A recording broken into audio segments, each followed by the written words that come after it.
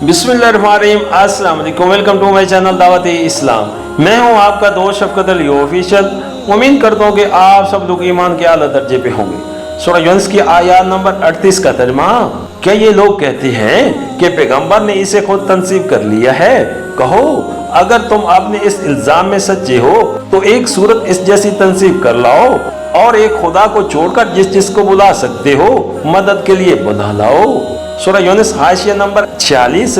आम तौर पर लोग ये समझते हैं कि ये चैलेंज कुरान की फसीहत व बलागत और उसकी अदबी खूबियों के लिहाज से था। इजाज कुरान पर जिस अंदाज से बहसें की गई हैं, इससे यह गलत फहमी पैदा होनी कुछ बाइद नहीं है। लेकिन कुरान का मुकाम इससे बुलंदतर है कि वो अपनी यकजोही में नजीरी के दावे की बुनियाद माज अपने लफ्जी मासन पर रखे।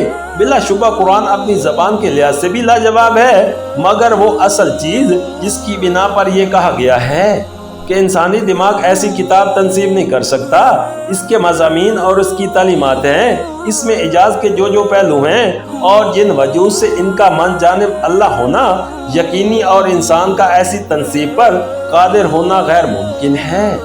इनको खुद कुरान में मुख्तलिफ मौके पर बयान कर दिया गया है और हम ऐसे तमाम मकामात की तशरीह पहले भी करते रहे और आइंदा भी करते रहेंगे।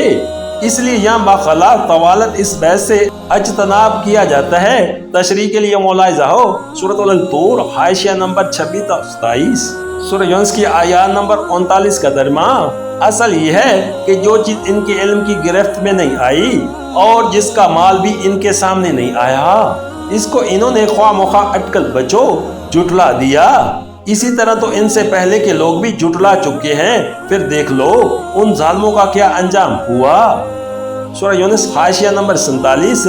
तकजीब या तो इस बुनियाद पर की जा सकती थी कि इन लोगों को इस किताब का एक जहली किताब होना तहकीकी तौर पर मालूम होता, या फिर इस बिना पर वो मकबूल हो सकती थी कि जो हकीकतें इसमें बयान की गई हैं और जो खबरें इसमें दी गई हैं वो गलत साबित हो जाती।